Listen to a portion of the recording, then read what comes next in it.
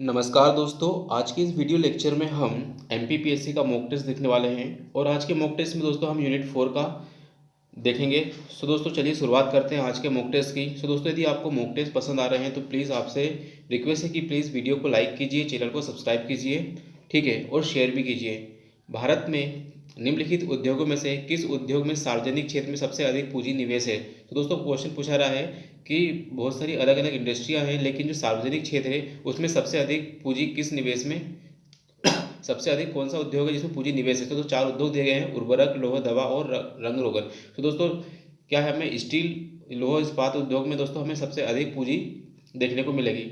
तट आधारित इस्पात संयंत्र हमें कहाँ देखने को मिलेगा? दोस्तों पूछा रहा है कि जो कोस्टल लाइन पर हमें इस्पात संयंत्र हमें कहाँ देखने को मिलेगा? ये हमें दोस्तों विशाखापट्टनम में देखने को मिलेगा, ठीक है।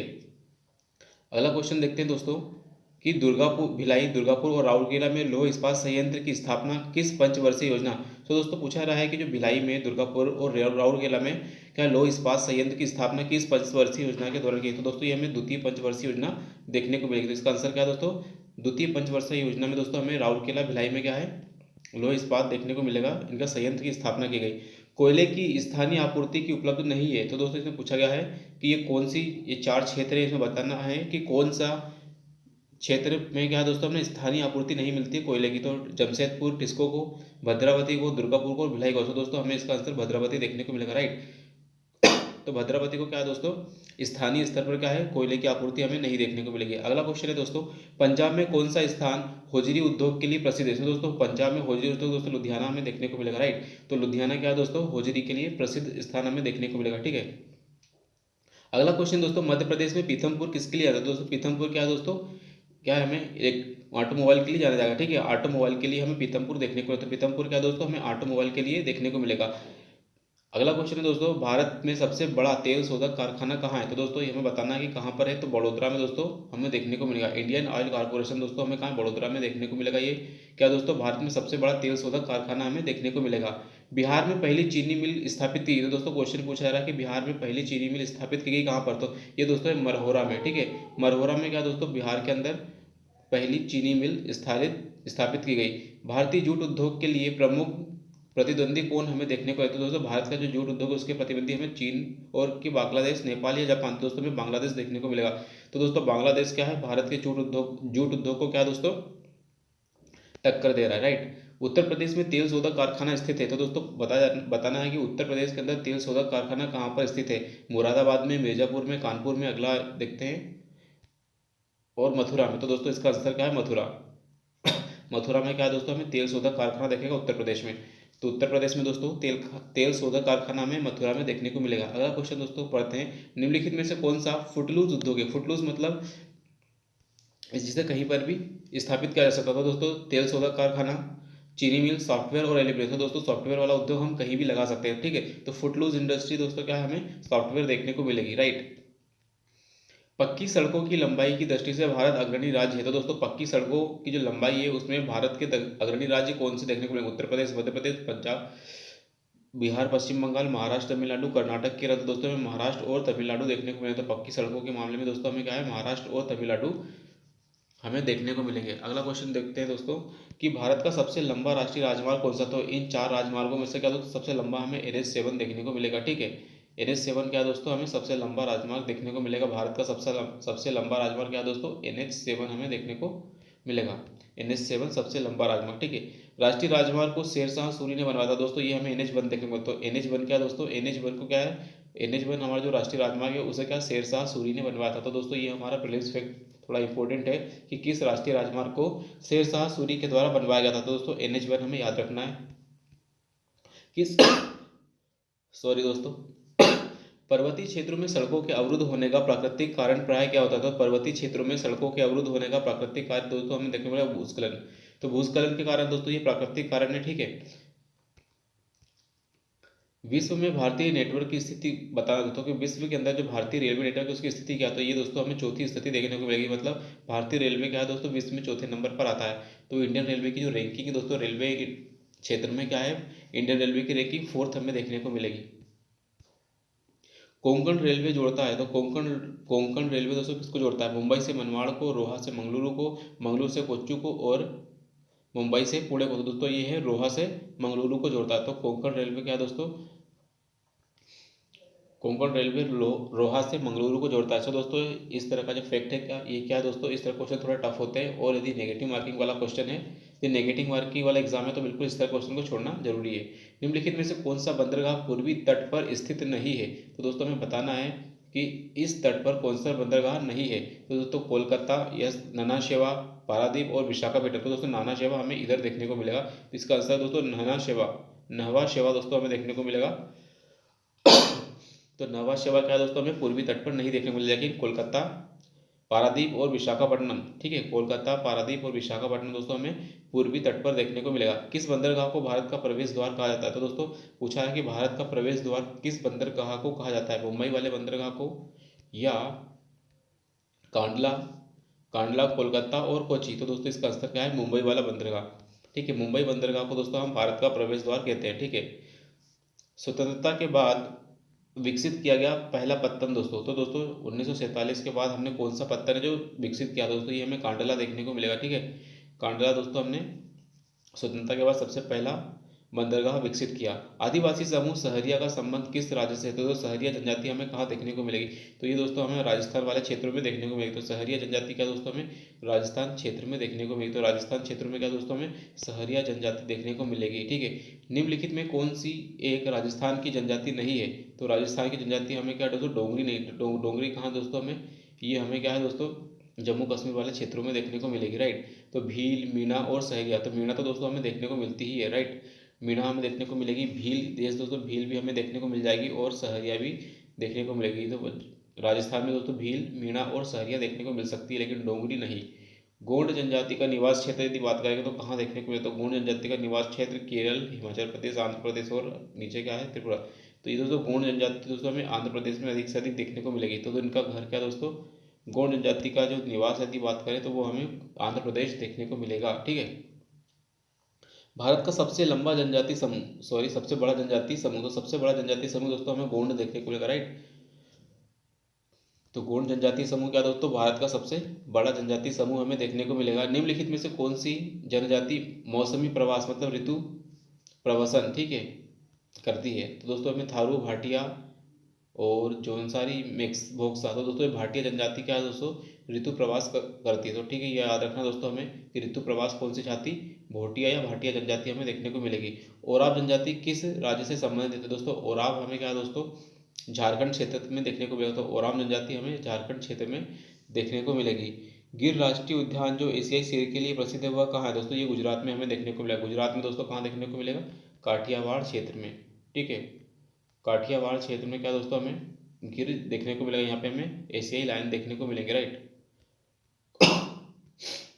निम्नलिखित में से कौन सा राष्ट्रीय उद्यान प्रोजेक्ट टाइगर के अंतर्गत नहीं आता है, कान्हा किसली यस आता है, रणथंभौर आता है, जिम कॉर्बेट आता है, लेकिन कैबुल लामजाओ क्या दोस्तों हमें नहीं देखने को मिलेगा। अब बताना दोस्तों कमेंट बॉक्स में कि कैबुल लामजाओ हमें कहाँ देखने को मिलेगा, क्या मणिपुर में देखने को मिलेगा। भारत का प्रथम तितली उद्यान कहाँ पर देखने को मिलेगा, तो भारत का प्रथम तितली उद्यान हमें देखने को मिलेगा कहाँ, बन्नेरघट्टा, ठीक है। तो बन्नेरघट्टा ये हमें उसमें देखने को मिलता है, बन्नेरघट्टा जैविक राष्ट्रीय उद्यान बेंगलुरु में देखने को मिलेगा, ठीक है। तो पहला तितली उद्यान हमें कहाँ देखने को मिलेगा, तो भारत का पहला तितली उद्यान हमें बन्नेरघट्टा जैविक उद्यान हमें कहाँ देखने को मिलेगा दोस्तों, बेंगलुरु में, ठीक है।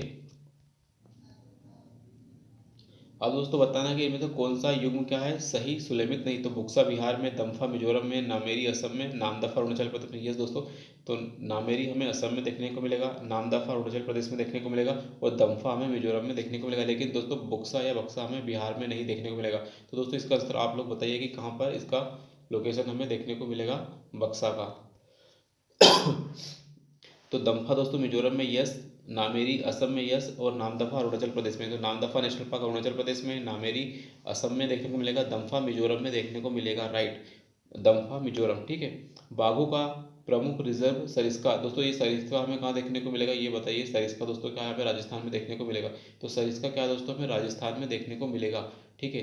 तो सरिस्का हमें राजस्थान में देखने को मिलेगा, सरिस्का नेशनल पार्क दोस्तों हमें राजस्थान में देखने को मिलेगा।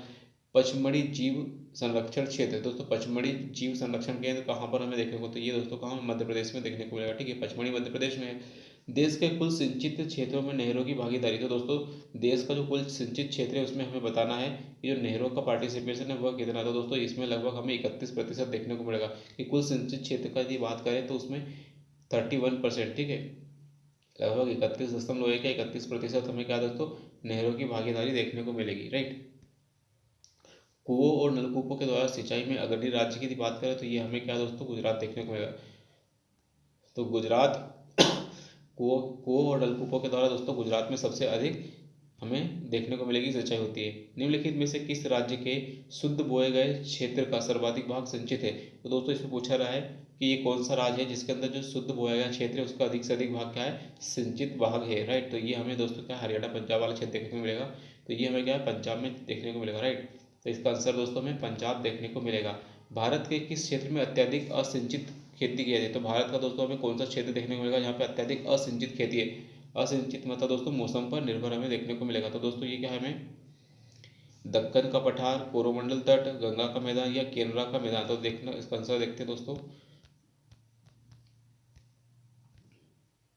दक्कन का पठार। यस, इसका आंसर दोस्तों दक्कन का पठार ही होना चाहिए क्योंकि दोस्तों यहाँ पर क्या है, इसमें क्या है दोस्तों यहाँ पर हमें नदियाँ क्या है मौसमी नदियाँ हमें देखने को मिलेगी, इसलिए यह क्या अधिकतर मानसून पर निर्भरता हमें यहाँ देखने को मिलेगी। अगला क्वेश्चन है दोस्तों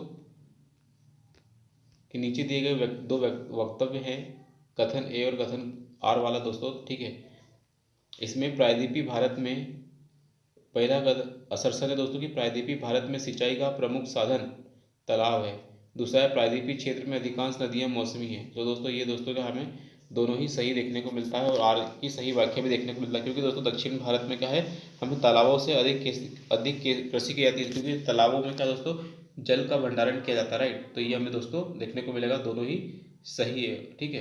तो हमें आंसर देखने को मिलेगा, राइट, कि ए और आर दोनों ही सही है और सही व्याख्या भी करता है। अगला क्वेश्चन देखते हैं दोस्तों भारत की सिंचाई क्षमता कितनी है। सिंचाई क्षमता का 4.47% पूरा करता है। तो भारत की जो सिंचाई क्षमता है 47.7 के कौन से पूरा होता है। तो बृहद परियोजनाओं से, लघु परियोजनाओं से, लघु परियोजनाओं से, मध्यम परियोजना। तो लघु एवं बृहद परियोजना दोनों को टिक कर रहा है, ठीक है, लघु एवं बृहद परियोजना। भारत में पहली बार जनगणना दोस्तों हमें कब देखने को मिली। तो दोस्तों 1872 में देखने को मिलेगी। तो 1872 में दोस्तों पहली जनगणना की गई। तो दोस्तों बताना है कि 1872 में इस वक्त कौन था शासक, ठीक है, कौन सा दोस्तों हमें वो देखने को मिलेगा गवर्नर, ठीक है। भारत में पहली बार जनगणना किसके कार्यकाल में हुई। तो दोस्तों भारत में पहली बार जो जनगणना है किसके कार्यकाल में हुई। तो ये दोस्तों हमें इसका आंसर यही मिलेगा कि लॉर्ड मेयो के काल में, ठीक है। तो लॉर्ड मेयो इस समय दोस्तों हमें देखने को मिलेगा। तो लॉर्ड मेयो के काल में दोस्तों क्या हमें पहली जनगणना देखने को मिलेगी 1872 में, ठीक है। भारत में प्रतिवर्ष किस दर से जनसंख्या वृद्धि हो रही है। तो दोस्तों भारत में प्रतिवर्ष किस देश की जनसंख्या के बराबर वृद्धि हो रही है। दोस्तों ये हमें ऑस्ट्रेलिया की जनसंख्या के बराबर हमें वृद्धि देखने को मिल रही है। तो मतलब दोस्तों भारत के अंदर हर साल क्या है एक ऑस्ट्रेलिया के बराबर जनसंख्या वृद्धि हो रही है, मतलब इतने बच्चे पैदा हो रहे हैं, राइट। सर्वोच्च जनसंख्या घनत्व की बात की दोस्तों उनको अवरोही क्रम में बताना। तो दोस्तों ये क्या है इसके अंदर कुछ राज्य दिए गए हैं। तो इसका आंसर क्या है दोस्तों तो बिहार, पश्चिम बंगाल, केरल, फिर उत्तर प्रदेश देखते हैं। तो दोस्तों बिहार जनसंख्या सबसे अधिक, फिर पश्चिम बंगाल में, फिर केरल में, फिर उत्तर में। तो ये क्या दोस्तों पॉपुलेशन डेंसिटी की बात की, ठीक है, ना कि सबसे अधिक जनसंख्या। तो दोस्तों ये हमें याद रखना, ठीक है, पॉपुलेशन डेंसिटी। तो इस तरह के क्वेश्चन दोस्तों सबसे ज़्यादा टफ हमें देखने को मिलेगा। लिंगानुपात का परिकल्पन कैसे करते हैं। दोस्तों लिंगानुपात हम कैसे निकालते हैं, ठीक है, प्रति 1000 बच्चों पर संख्या देश में, प्रति 10,000 बच्चों पर लोगों पर बच्चों की संख्या गलत, देश में प्रति 100 पुरुष पर नहीं, देश में प्रति 1000 पुरुषों पर महिलाओं की संख्या। तो दोस्तों ये हमारा देखने को मिलेगा कि देश में प्रति 1000 पुरुषों पर हमें कितनी महिलाएं देखने को मिलेगी। तो ये हमारा क्या है लिंगानुपात देखने को मिलेगा, राइट। भारत में सबसे कम लिंगानुपात वाला राज्य कौन सा था। सबसे कम लिंगानुपात जहाँ पर मतलब दोस्तों क्या लिंगानुपात बेहतर नहीं है, ठीक है, तो ये मिजोरम, हरियाणा पर देखने को मिलेगा और या फिर राजस्थान। दोस्तों हरियाणा में देखने को मिलेगा। तो हरियाणा में क्या दोस्तों सबसे कम लिंगानुपात है, मतलब लड़कियां कम लड़के ज़्यादा, ठीक है। भारत में प्रभावित साक्षरता दर की गणना की जाती है। तो भारत में जो प्रभावित साक्षरता इसके बोलते हैं दोस्तों इफेक्टिव लिटरेसी रेट, ठीक है, इफेक्टिव लिटरेसी रेट है ना, इफेक्टिव लिटरेसी रेट ELR बोलते हैं दोस्तों।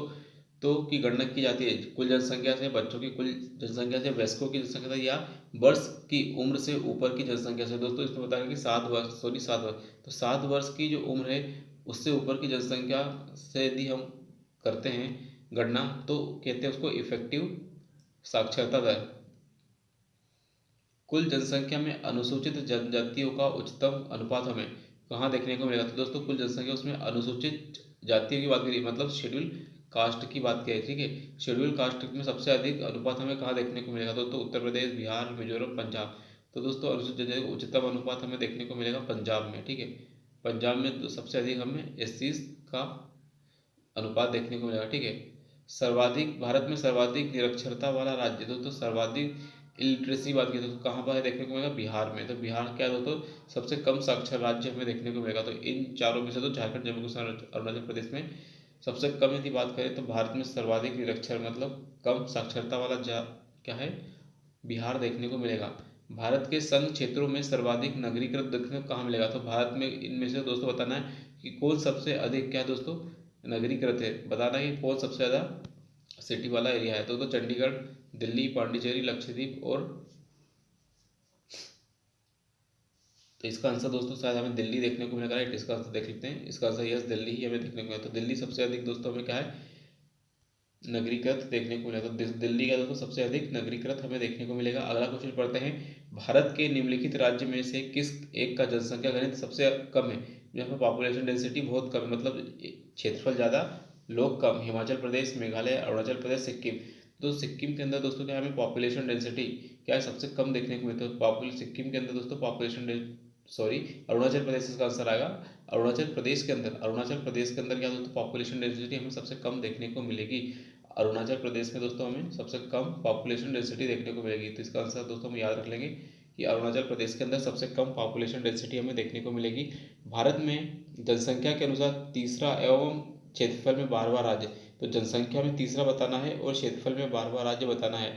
तो जनसंख्या में तीसरा राज्य दोस्तों कौन सा है? हमें बिहार देखने को मिलेगा, ठीक है। और क्षेत्रफल में 12वां देखने को मिलेगा।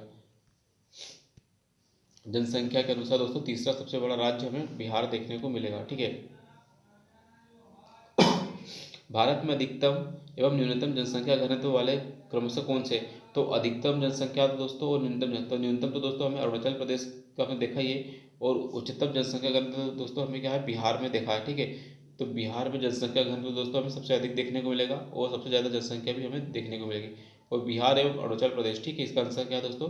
सबसे अधिक जनसंख्या घनत्व बिहार में और सबसे कम जनसंख्या घनत्व हमें अरुणाचल प्रदेश में देखने को मिलेगी, राइट। नासिक किस नदी के तट पर है? तो दोस्तों पूछा है कि नासिक किस नदी पर है। तो नासिक यदि बात करें दोस्तों तो नासिक हमें गोदावरी नदी पर देखने को मिलेगा, ठीक है। तो गोदावरी नदी पर दोस्तों हमें नासिक देखने को मिलेगा, ठीक है। अयोध्या किस नदी के तट पर है? तो दोस्तों अयोध्या हमें क्या है सरयू नदी के तट पर देखने को मिलेगा। दोस्तों अयोध्या क्या है? अयोध्या दोस्तों हमें सरयू नदी के तट पर देखने को मिलेगा, राइट। तो अयोध्या क्या है? सरयू नदी के तट पर हमें देखने को मिलेगा। कावेरी नदी के तट पर कौन सा शहर है? तो दोस्तों पूछा है कि कावेरी नदी के तट पर हमें इनमें से कौन सा, तो दोस्तों हमें क्या है तिरुचिरापल्ली दोस्तों हमें कावेरी तट पर देखने को मिलेगा। तो दोस्तों ये हमारे लिए इंपॉर्टेंट रट्टाफिकेशन वाला फैक्ट बना सकते हैं इसको कि कावेरी नदी पर हमें तिरुचिरापल्ली, या फिर ये बोल सकते हैं कि तिरुचिरापल्ली हमें कौन सी नदी के तट पर देखने को मिलेगा? तो तिरुचिरापल्ली दोस्तों हमें कावेरी नदी पर देखने को मिलेगा। उज्जैन किस नदी पर? तो दोस्तों उज्जैन शिप्रा नदी पर, ठीक है। तो उज्जैन क्या है दोस्तों? उज्जैन शिप्रा नदी के तट पर हमें देखने को मिला। तो उज्जैन क्या दोस्तों हमें शिप्रा नदी के तट पर हमें देखने को मिलेगा। अगला क्वेश्चन है दोस्तों, निम्नलिखित में से किस नदी तट पर गोरखपुर स्थित है? तो गोरखपुर दोस्तों हमें क्या है राप्ती नदी के तट पर देखने को मिलेगा। तो राप्ती नदी के तट पर दोस्तों हमें गोरखपुर देखने को मिलेगा। तो गोरखपुर क्या दोस्तों हमें राप्ती नदी के तट पर देखने को मिलेगा। नासिक किस नदी के किनारे? तो फिर नासिक नदी पूछ लिया गया। तो नासिक अभी हमने देखा कि गोदावरी नदी, राइट, ठीक है। तो नासिक क्या दोस्तों गोदावरी नदी के तट पर हमें देखने को मिलेगा, ठीक है। कौन सी झील स्वेज कौन सी झील स्वेज नहर जलमार्ग में नहीं पड़ती है? तो दोस्तों हमें बताना कि कौन सी झील है जो स्वेज नहर के जलमार्ग में नहीं पड़ती है। तो दोस्तों कौन सी है? गाटोन, तिस्मा, मंझला, ग्रेट वेरिया। तो दोस्तों ये हमें क्या है गटुना, ठीक है। तो गाटुना क्या दोस्तों गाटुना हमें देखने को मिलेगी स्वेज नहर के मार्ग में नहीं पड़ती है। स्वेज नहर जलमार्ग के संबंध में निम्नलिखित में से कौन सा कथन असत्य बताना? तो मतलब रॉन्ग आंसर हमें फाइंड करना है इसके उत्तरी प्रवेश द्वार पर पोर्ट सईद है। तो यस दोस्तों, ये बिल्कुल सही आंसर है, सही है। ये भूमध्य सागर को फारस की खाड़ी से जोड़ती है। तो दोस्तों ये क्या है, फारस की खाड़ी। इसको देखते बाद में, यह नहर 1956 में मिस्र के द्वारा राष्ट्रीयकृत की गई है। यस दोस्तों, लेकिन दोस्तों ये क्या, फारस की खाड़ी हमारा गलत है इसका आंसर, ये फारस की खाड़ी में हमें नहीं देखने को मिलेगा। ये दोस्तों हमें रेड सी में देखने को मिलेगा, राइट। संसार की सबसे महत्वपूर्ण जहाजी नहर, तो सबसे महत्वपूर्ण जहाजी नहर हमें स्वेज नहर ही देखने को मिलेगी। मतलब दोस्तों इसके अंदर क्या है, हम सबसे ज़्यादा से ज़्यादा जहाज़ों को आवागमन कर सकते हैं, राइट। इसको बोलेंगे जहाजी नहर। आंतरिक जल यातायात हेतु सबसे उपयुक्त महत्वपूर्ण नदी कौन सी, तो दोस्तों इंटरनल वाटर ट्रांसपोर्टेशन के लिए हमें उपयुक्त एवं महत्वपूर्ण नदी हमें कौन सी देखने को, मिसिसिपी या और देखते हैं हांगहो और कांगो या राइन। तो इसमें हमें दोस्तों राइन नदी देखने को मिलेगी। अब बताइए दोस्तों कि ये राइन नदी हमें कहाँ देखने को मिलेगी, राइट। अगला क्वेश्चन हम देखेंगे दोस्तों, संयुक्त राज्य अमेरिका के पूर्वी तटीय भाग तथा पश्चिमी यूरोप के मध्य कौन सा सामुद्रिक जलमार्ग स्थित है। दोस्तों एक बार फिर से क्वेश्चन पढ़ते हैं कि जो संयुक्त राज्य अमेरिका के जो पूर्वी तट है तथा पश्चिमी यूरोप के मध्य कौन सा सामुद्रिक जल मार्ग है, राइट।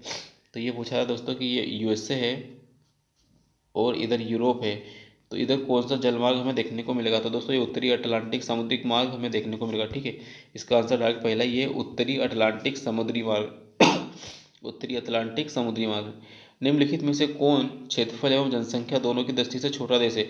मतलब ऐसा देश जो क्षेत्रफल और जनसंख्या दोनों ही दृष्टि से हमें छोटा देखने को, तो ये हमें क्या, मालदीव देखने को, तो मालदीव क्या दोस्तों भूटान से भी हमें छोटा देखने को मिलेगा, राइट। और जनसंख्या भी इसकी बहुत कम है। अब दोस्तों आपको बताना है कमेंट बॉक्स में कि मालदीव की राजधानी क्या है। विश्व में प्रथम बार व्यवस्थित जनगणना का श्रेय किसे। तो दोस्तों अभी हमने देखा कि विश्व का सबसे प्रथम बार व्यवस्थित जनगणना स्वीडन में की गई थी, तो ये स्वीडन हमें देखने को मिलेगा, राइट। तो स्वीडन के अंदर सबसे पहली व्यवस्थित जनगणना का श्रेय हमें देखने को मिलेगा। मानव विकास सूचकांक जारी किया जाता था। दोस्तों ये मानव विकास इसके द्वारा, तो ह्यूमन डेवलपमेंट के द्वारा किया जाता है, जैसे यूएनडीपी, सॉरी है ना, UNDP United Nation Development Programme. तो यूएनडीपी के द्वारा दोस्तों का हमें देखने को मिलेगा। निम्नलिखित में से कौन सा देश कुल क्षेत्रफल तथा कुल जनसंख्या दोनों की दृष्टि से विश्व में 5वें नंबर पर। अब दोस्तों ये इस तरह के फैक्ट तो कोई भी नहीं पढ़ाता है, ना ही कोई पढ़ता है, ठीक है। तो इसका आंसर क्या है दोस्तों, ब्राज़ील, ठीक है। तो ब्राज़ील क्या है दोस्तों, कुल क्षेत्र, पूरी दुनिया का क्षेत्रफल का 5वां बड़ा देश है और जनसंख्या की दृष्टि से क्या है दोस्तों, वो भी 5वां ही है। जनसंख्या वृद्धि का सर्वाधिक प्रतिशत जिस महाद्वीप के देशों में देखा गया, तो जनसंख्या वृद्धि सबसे अधिक हमें अफ्रीका में देखने को मिलेगी, एशिया में। तो एशिया में हमें अधिक देखने को मिलेगी। तो एशिया में क्या दोस्तों, जनसंख्या वृद्धि दर हमें अधिक देखने को मिलेगी। श्रीलंका में रहने वाले पिग्मी को किस नाम से जानते हैं। तो दोस्तों पिग्मी को किस नाम से, तो दोस्तों इसको हम वेदा के नाम से जानते हैं, तो पिग्मी, ठीक है। तो श्रीलंका में रहने वाले पिग्मी को हम वेदा के नाम से जानते हैं। निम्नलिखित में से कौन सी जनजाति पूर्णतः शाकाहारी है। तो बताना है दोस्तों कि जो मांस नहीं खाते, तो सकाई, मसाई, आगे और देखते हैं कौन सी है, ठीक है। आगे है सेमांग और खिरगिज, तो सेमांग, तो इसका आंसर दोस्तों सेमांग क्या है दोस्तों, हमें पूरी तरीके से क्या शाकाहारी देखने को मिलेगी। तो सेमांग क्या है दोस्तों, सेमांग ट्राइब पूरी तरीके से शाकाहारी देखने को मिलेगी। जुलू लोग के रहते, तो जो जुलू लोग हैं दोस्तों, ये जुलू लोग कहाँ रहते हैं, तो जुलू लोग हमें कहाँ, दक्षिण अफ्रीका में देखने को मिलेंगे। तो जुलू लोग क्या है दोस्तों, दक्षिण अफ्रीका। जुलू लोग कहाँ दोस्तों, दक्षिण अफ्रीका में रहते हैं। तो जुलू लोग कहाँ दोस्तों हमें दक्षिण अफ्रीका में देखने को मिलेंगे। कौन सा सही सुलेमित नहीं है, मतलब दोस्तों बताना है कि कौन सा है जो गलत हमें देखने को मिलेगा, ठीक है। माओरी न्यूजीलैंड, अफ्रीदीस अफ्रीका, एनु जापान और पिग्मी कांगो बेसिन। पिग्मी क्या है, कांगो बेसिन में। तो दोस्तों इसका आंसर क्या है, अफ्रीदीस अफ्रीका में। ये क्या सही नहीं है। निम्नलिखित कथन में से कौन सा चारागाहों का स्वर्ग कहलाता है। दोस्तों इसमें बताना कि चारागाहों का जो स्वर्ग है, चारागाहों का स्वर्ग कौन सा कहते हैं, न्यूजीलैंड।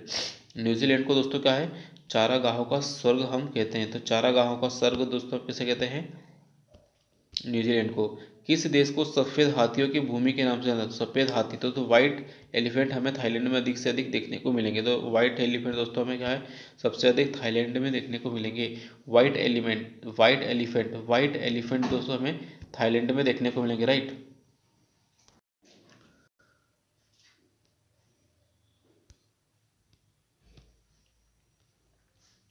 अगला क्वेश्चन पढ़ेंगे दोस्तों कि यूरोप के किस देश को लघु यूरोप कहा जाता है। तो दोस्तों यूरोप के कौन सा देश है जिसको हम ये लघु यूरोप कहते हैं, तो इसमें फ्रांस देखने को मिलेगा। तो फ्रांस को क्या है दोस्तों, हमें लघु यूरोप देखने को मिलेगा। ठीक है, फ्रांस लघु यूरोप। ठीक है, बेनेलेक्स देश में कौन सा एक द्वीप सम्मिलित नहीं। तो दोस्तों इसमें पूछा है कि बेनेलेक्स के अंदर कौन सा एक देश नहीं है। तो दोस्तों ये हमें बुल्गारिया देखने को मिलता है। बुल्गारिया के अंदर दोस्तों बेनेलेक्स हमें नहीं देखने को मिलता। तो बेनेलेक्स देशों, जो बेनेलेक्स देश समूह है दोस्तों, उसमें बुल्गारिया हमें नहीं देखने को मिलेगा।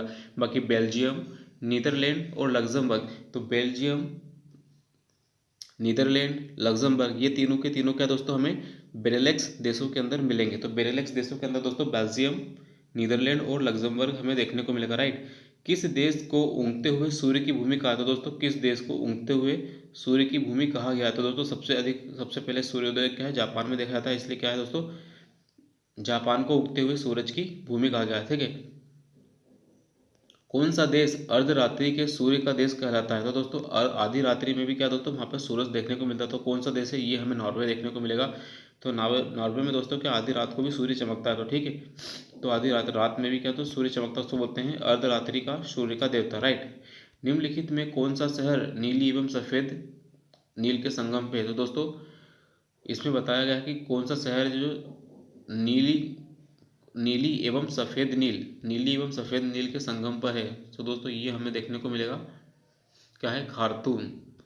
ठीक है, तो खार्तूम क्या दोस्तों हमें देखने को मिलेगा। राइट। तो दोस्तों अब ये तो क्या थोड़ा टफ, अधिक ज़्यादा टफ क्वेश्चन देखने को मिलेगा हमें। कौन सा शहर मिसिसिपी और मिसौरी के संगम पर स्थित है। दोस्तों ये है क्या, सेंट लुइस। सेंट लुइस दोस्तों ये ऑलरेडी एक बार पूछा गया एग्जाम में, PYQ क्वेश्चन है कि जो कौन सा शहर है मिसिसिपी और मिसौरी के संगम पर स्थित है। दोस्तों मिसौरी एवं मिसिसिपी के संगम पर दोस्तों हमें सेंट लुइस देखने को मिलेगा। तो मिसिसिपी और मिसौरी के संगम पर दोस्तों हमें सेंट लुइस देखने को मिलेगा। पेरिस शहर किस नदी के तट पर है। तो दोस्तों पूछा कि पेरिस जो है वो किस नदी के तट पर है। तो दोस्तों ये हमें सीन नदी देखने को मिलेगी। ठीक है, तो पेरिस दोस्तों किस नदी पर है, सीन नदी पर। अब बताना दोस्तों आपको कि लंदन किस नदी के किनारे पर है। ठीक है, निम्नलिखित में से कौन सा सुलोमित नहीं है। तो सही मतलब रॉन्ग आंसर हमें बताना कि कौन सा रॉन्ग है। ठीक है, वान राइन, काहिरा नील नदी, न्यूयॉर्क हडसन, वियना वोल्गा नदी। तो वियना क्या दोस्तों, वोल्गा नदी से कोई इसका लेना देना नहीं है। ठीक है, तो वियना अलग है और वोल्गा नदी अलग है। ठीक है, बाकी न्यूयॉर्क हडसन, काहिरा नील नदी और वान हमें राइन नदी पर देखने को मिलेगी। राइट। तो ये दोस्तों ये वान जो है हमें राइन नदी पर देखने को मिलेगा, काहिरा जो है नील नदी, और न्यूयॉर्क दोस्तों हडसन नदी के किनारे देखने को मिलेगा। लेकिन वियना हमें वोल्गा के किनारे नहीं देखने को मिलेगा। ठीक है, अब बताना दोस्तों कि वोल्गा है वो किस देश के अंदर बहती है। राइट। निम्नलिखित में से कौन सा जोड़ा सही सुमेलित है। तो सही बताना है, बगदाद टिग्रिस गलत, वान देन्यूब रोम सीन नदी पर, ये भी गलत है, और पेरिस टाइबर नदी पर। तो पेरिस क्या है दोस्तों, टाइबर नदी पर, ये भी गलत है। तो दोस्तों पहला केस शायद मेरा रिवीजन ब्रेक, ठीक है, रिवीजन वीक है। तो ये बगदाद टिग्रिस नदी के किनारे है। तो यस ये सही देखने को मिलेगा। तो बगदाद क्या दोस्तों, बगदाद हमें सही बताना है। तो बगदाद क्या दोस्तों हमें टिग्रिस नदी के किनारे देखने को मिलेगा। तो ये बात हमें सही देखने को मिलेगी। ठीक है, तो बगदाद एक बार फिर से रिवाइज कर लेते हैं। बगदाद टिग्रिस नदी, बगदाद जो है टिग्रिस नदी के किनारे पर। ठीक है, बगदाद टिग्रिस नदी के किनारे पर हमें देखने को मिलेगा। ठीक है, किस प्रकार की कृषि में फसलों का अधिकाधिक उत्पादन करने के लिए भूमि की प्रत्येक इकाई पर अधिक मात्रा में पूंजी एवं श्रम का उपयोग किया जाता है।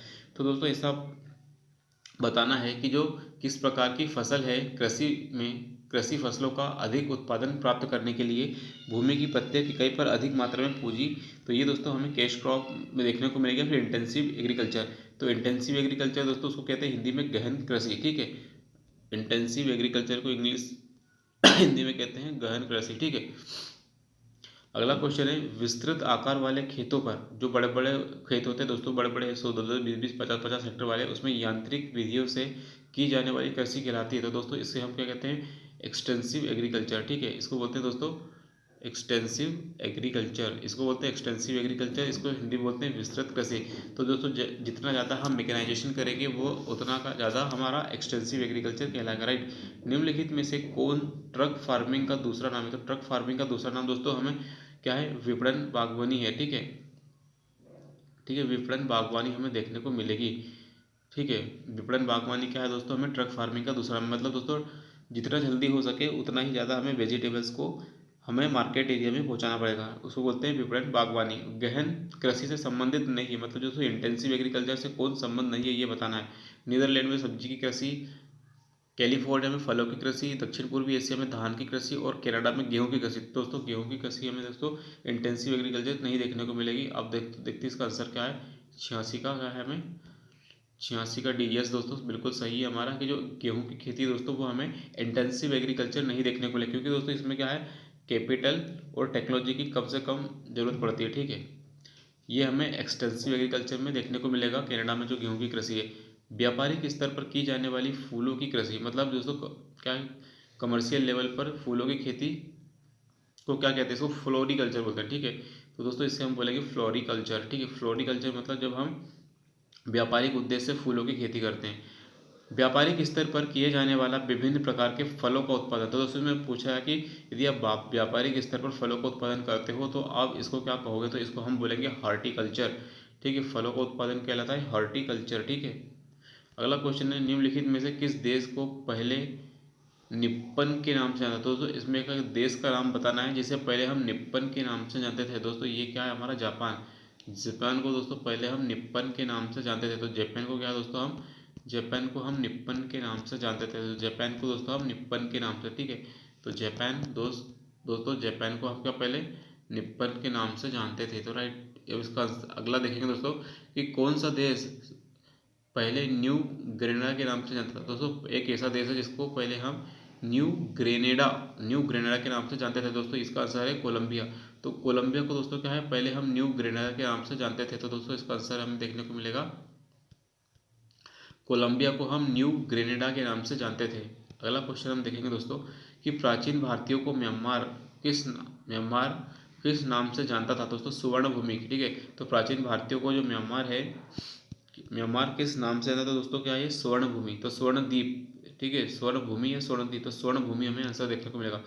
स्वर्ण भूमि के नाम से दोस्तों म्यांमार वाले भारत को जानते थे। ठीक है, जिम्बाब्वे का प्राचीन नाम। दोस्तों जिम्बाब्वे का प्राचीन नाम दक्षिण रोडेशिया हमें देखने को मिलेगा, रोडेशिया, दक्षिणी रोडेशिया। ठीक है, तो दक्षिणी रोडेशिया दोस्तों जिम्बाब्वे का प्राचीन नाम हमें देखने को मिलेगा, तो जिम्बाब्वे का प्राचीन नाम हमें दक्षिणी रोडेशिया देखने को मिलेगा। अगला बात करेंगे दोस्तों कि मलावी का प्राचीन नाम क्या है। दोस्तों मलावी का प्राचीन नाम हमें देखने को मिलेगा न्यासालैंड। ठीक है, न्यासालैंड क्या दोस्तों हमें प्राचीन नाम देखने को मिलेगा, तो न्यासालैंड क्या दोस्तों मलावी का प्राचीन नाम देखने को मिलेगा। अब दोस्तों इस तरह के फालतू क्वेश्चन शायद ही एमपीपीसी में पूछे जाए। ठीक है, इराक का जो प्राचीन नाम क्या है, तो इराक का प्राचीन नाम दोस्तों मेसोपोटामिया हमें देखने को मिलेगा। ठीक है, ये जरूर पूछा जा सकता है दोस्तों, क्योंकि इराक क्या मेसोपोटामिया वाला क्षेत्र है, तो दोस्तों ये कॉमन सेंस वाला क्वेश्चन हो सकता है। तो इराक का प्राचीन नाम क्या है दोस्तों, मेसोपोटामिया हमें देखने को मिलेगा। विश्व के आटे की मंडी के नाम से कौन सा नगर जाना जाता था। तो विश्व का आटा की मंडी, विश्व का आटे की मंडी की बात करेंगे दोस्तों तो साओ साओ पालो,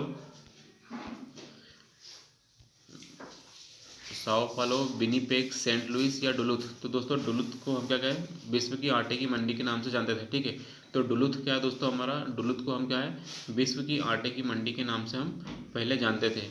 अगला क्वेश्चन देखेंगे दोस्तों, क्वेकर सिटी उपनाम की बात किया जाए कि क्वेकर सिटी को किस उपनाम से जानते थे। दोस्तों इसको हम कहते हैं फिलाडेल्फिया। तो फिलाडेल्फिया को दोस्तों हम क्वेकर सिटी के नाम से जानते थे। क्वेकर सिटी क्या दोस्तों, क्वेकर सिटी को हम फिलाडेल्फिया के नाम से जानते थे। तो एक बार फिर से रिवाइज कर लेते हैं। तो दोस्तों ये पूछा जाने वाला क्वेश्चन बन सकता है कि जो क्वाकर सिटी है, क्वाकर सिटी क्या दोस्तों हम इसे फिलाडेल्फिया के नाम से भी जानते थे। अब ग्रेनाइट सिटी की बात करेंगे दोस्तों, तो ग्रेनाइट सिटी उपनाम से कौन है, तो ग्रेनाइट सिटी की बात करें तो एवर्डीन, एवर्डीन को क्या दोस्तों हम ग्रेनाइट सिटी इसका उपनाम से जानते हैं। तो ग्रेनाइट सिटी को क्या है एवर्डीन, एवर्डीन एक बार याद कर लेते हैं दोस्तों। ठीक है, एवर्डीन ग्रेनाइट सिटी। निम्नलिखित में से किसे भारत का शिल्प राजधानी कहा जाता है। दोस्तों भारत का शिल्प राजधानी बोलते हैं किसे, तो नेल्लूर को बोलते हैं। तो नेल्लूर को क्या दोस्तों भारत की जो श्रिम्प, क्योंकि दोस्तों मछली उत्पादन में हम श्रिम्प का अधिक करते हैं, तो नेल्लूर में क्या दोस्तों मत्स्य अधिक होता है श्रिम्प का। तो श्रिम्प दोस्तों झींगे की बात की जा रही है, तो सबसे अधिक हमें झींगा उत्पादन आंध्र प्रदेश के नेल्लूर में देखने को मिलता है। राइट, ब्राजील का मैनचेस्टर कहा जाता है। तो ब्राजील का जो मैनचेस्टर किससे कहा जाता है, रियो डी जेनेरो को, रेसिफे को, साओ पालो को या क्यूराटिवा को। तो साओ पालो को दोस्तों ब्राजील का मैनचेस्टर कहा जाता है। तो ब्राजील का मैनचेस्टर साओ पालो को हमें देखने को मिलेगा। तो ब्राजील का मैनचेस्टर दोस्तों हमें साओ पालो देखने को मिलेगा। तो ब्राजील का मैनचेस्टर दोस्तों क्या है हमें साओ पालो देखने को मिलेगा। लास्ट क्वेश्चन है आज का दोस्तों कि 7 पहाड़ियों का नगर, 7 पहाड़ियों का नगर हमें कौन सा देखने को मिलेगा। ठीक है, 7 पहाड़ियों का नगर यूरोप में किस नगर को कहते हैं। तो दोस्तों ये किसको कहते हैं हम इसका आंसर दोस्तों रोम देखने को मिला। तो रोम क्या दोस्तों 7 पहाड़ियों का नगर है। तो यूरोप में दोस्तों क्या है 7 पहाड़ियों का नगर हमें रोम देखने को मिलेगा। मतलब दोस्तों रोम क्या है 7 पहाड़ियों के बीचों बीच बसा हुआ शहर हमें देखने को मिलेगा। तो 7 पहाड़ियों का नगर रोम के अंदर हमें देखने को मिलेगा। तो 7 पहाड़ियों का नगर रोम के अंदर हमें देखने को मिलेगा, राइट। सो आई होप दोस्तों आज के इस वीडियो लेक्चर से आपका रिवीजन हुआ होगा, साथ ही साथ आपको नए फैक्ट्स मिले होंगे। सो वीडियो को please like, comment and share कीजिए।